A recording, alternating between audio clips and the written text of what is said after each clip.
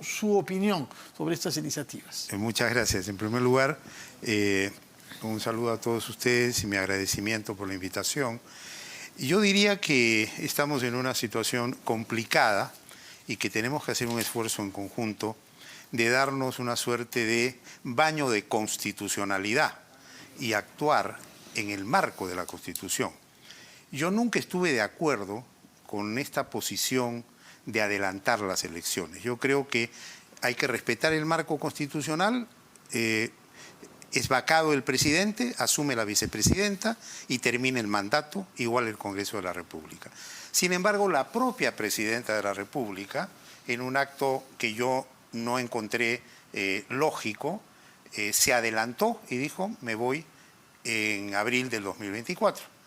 Y luego cambia a el año 2023 y ahora presenta esta propuesta, ¿no? Lo cual me parece inconveniente porque un presidente en un país como el nuestro, que es un país que ha asumido el Estado constitucional y que tiene bajo su responsabilidad la jefatura máxima de las Fuerzas Armadas y de la Policía Nacional del Perú, artículo 167 de la Constitución, debe ser muy consciente de que lo que hay que sembrar en este país es el respeto a la Constitución, empezando por respetar los plazos y ejercer la autoridad en forma adecuada.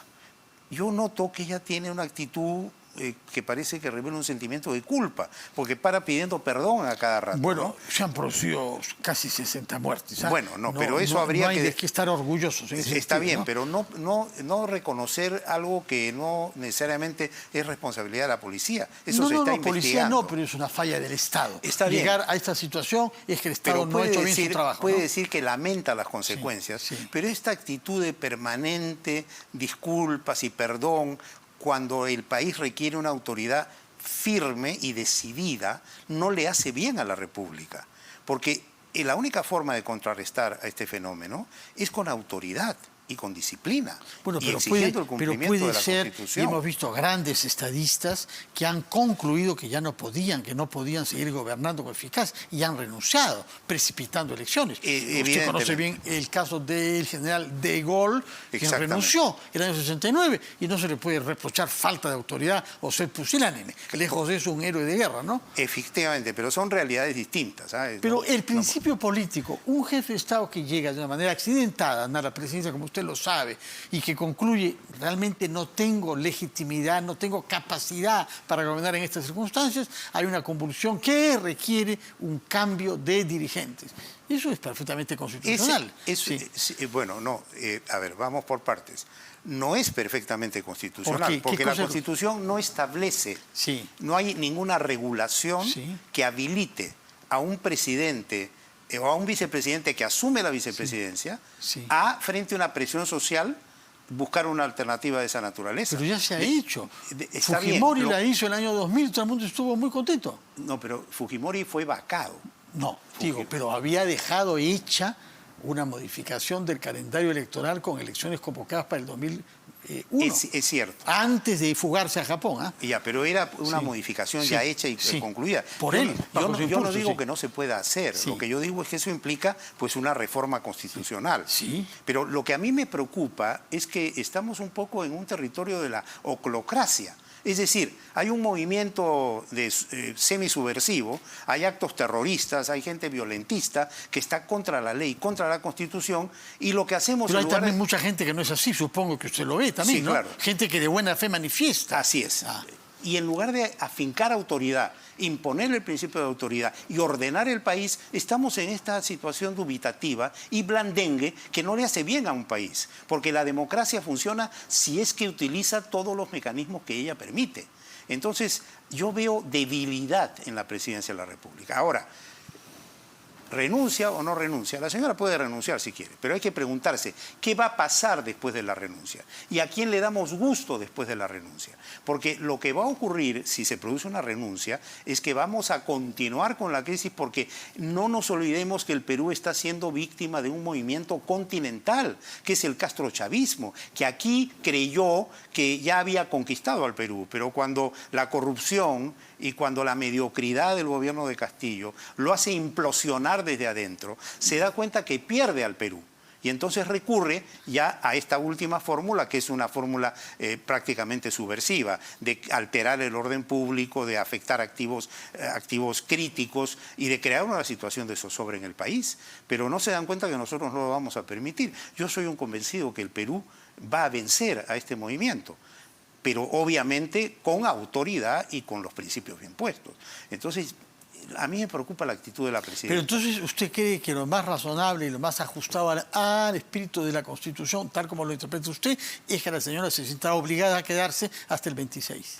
En la medida en que ella asuma bien la conciencia de lo que es autoridad, que se deje de estas situaciones tan dubitativas, y en la medida en que se ponga en su sitio, ¿no?, como presidenta y jefa suprema de las Fuerzas Armadas. Ahora, eso no excluye que si ella quiere renunciar, pues sí, que renuncie, ¿no? Pero que también presentar una iniciativa de ley, como hizo Fujimori, que no era un blandengue, el año 2000, así es, para acortar su mandato. Para reformar la Constitución. Sí. Ahora, yo observo con mucha preocupación lo que ha ocurrido últimamente en el Congreso, porque estuve analizando, y acá me permití tomar algunas notas de lo que ha acontecido con relación al adelanto de elecciones, ¿no? Y nosotros tenemos que el 20 de diciembre del año 2022 se obtiene un acuerdo por una votación de 93 votos a favor y 30 en contra y una abstención para aprobar una disposición transitoria que acorta el mandato y las elecciones, o sea,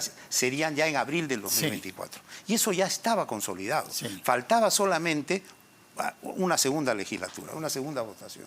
Pero, oh sorpresa, y eso es lo que yo sinceramente no entiendo, Fuerza Popular, el día 26 de enero, plantea una reconsideración a esa votación. Y se da una situación insólita. Me he puesto a investigar, porque ocurre que hay un informe de la Comisión de Constitución que data del año 2004, que establece que, si bien en principio la reconsideración se plantea hasta cierto momento y es prácticamente inmediatamente después del acuerdo, y si el acta ha sido aprobada o ha sido exonerada de aprobación de acta, ya no hay reconsideración. Este informe de 2024 habla de la posibilidad que el presidente evalúe si por alguna razón extraordinaria puede admitir una reconsideración fuera de tiempo. Entonces, cuando se plantea esta reconsideración de Fuerza Popular, lo que tenía que hacer el presidente era él decidir, ¿admito la reconsideración o no admito la reconsideración? Pero no hizo eso. ¿Sino qué hizo? Sino hizo que se planteara una cuestión de orden para que el Pleno decidiera si admitía o no admitía la reconsideración. Es decir, declinó de su propia facultad concedida en virtud de este informe y este antecedente.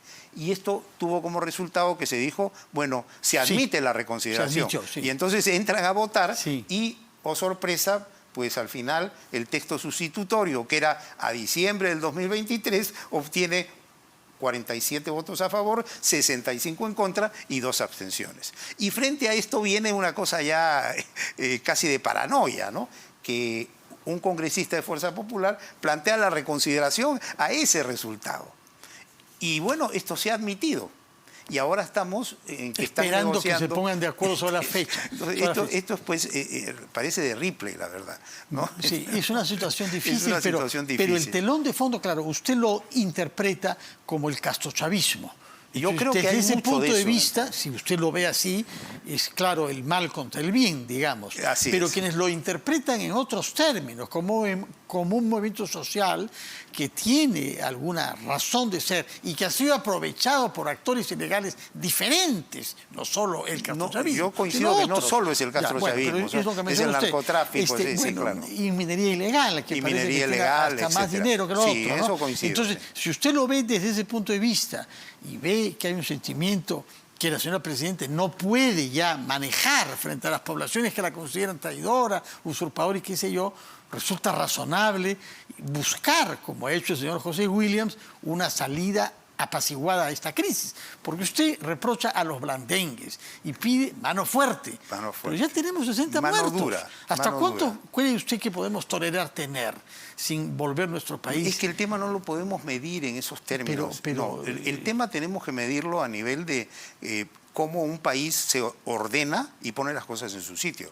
El tema de los fallecidos es una consecuencia de esas acciones violentistas que provocan una reacción y hay que determinar, porque yo creo que gran cantidad de esos fallecidos, sensiblemente fallecidos, han sido fruto de acciones de estos propios violentistas. El tema de las balas Dundum es un tema que se tiene que investigar. Pero aparentemente no existen, están descartadas. Bueno, a mí me han dicho que hay necropsias. Hay necropsias que revelan que las víctimas... los médicos que las han hecho, todos niegan que eso... En fin, es un tema técnico que no vale la pena discutir entre nosotros, pero... He visto eso en la prensa, pero no pero sé si tiene usted de repente una información más actualizada que yo. No, trato de ver los informes de las necropsias y ver un poco lo que los especialistas de eso dicen. Pero es un tema técnico que quizá podemos dejar de lado. ¿Qué solución le ve a esta situación en la que hay que respetar naturalmente nuestra Constitución, pero buscar soluciones adaptadas a la realidad social? Mire, yo creo que frente a esta situación hay tres alternativas. Una es que la señora presidenta se olvide de adelanto de elecciones y diga voy a continuar hasta el final y voy a seguir, pero aplicando principios de autoridad y poniendo el país en orden.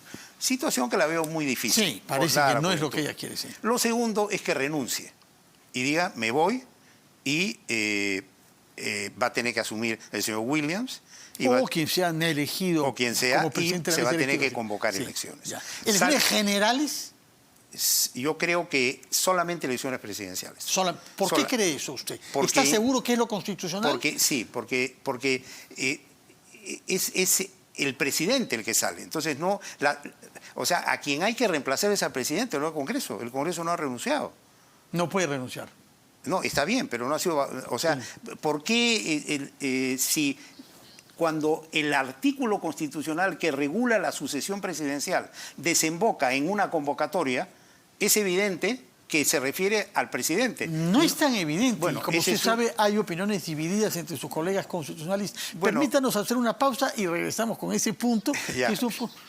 Ya. No, si no, explíquenos nomás, por favor. No, el tema está que cuando uno relativiza todo, y yo critico mucho a los relativistas, pues manejamos un concepto como chicle y ya ahora sí resulta que lo que establece el artículo 115, que es que la sucesión presidencial implica que si el presidente ya asume la presidencia, convoca elecciones, se refiere a elecciones generales. Pero tampoco dice que sean elecciones presidenciales. Pues, pero es que vayamos al diario de debates, vayamos a la Constitución histórica. Nada que yo conozca y de lo que he leído, usted naturalmente conoce más, significa que la Constitución prevé que haya un desequilibrio de calendarios entre la elección parlamentaria y la elección presidencial, salvo en caso de disolución. Que el nuevo presidente termine el periodo.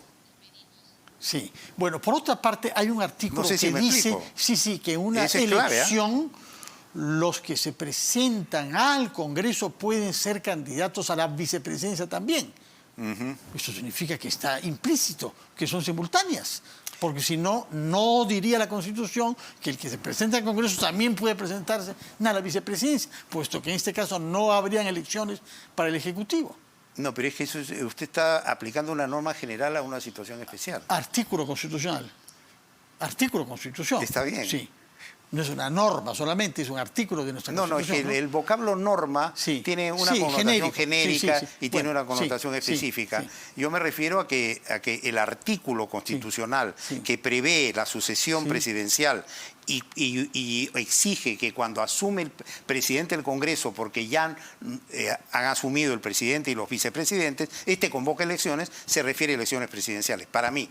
De acuerdo. Usted saca una norma general y la pone dentro de una norma especial. Y yo respeto mucho su posición. Es que si el autor de la Constitución... Bueno, yo respeto mucho su posición, pero discrepo radicalmente. Hemos comprendido. Y no nos sorprende, además, que discrepemos radicalmente, ¿no? Ya creo que nos ha sucedido... Varias veces, ¿eh? Varias veces. Pero es positivo, lo cual es muy grato, además. Positivo. Porque en democracia, si no hay discrepancia, no... Si no podemos conversar con los que no piensan a la luz, no se avanza. Señor Bruno,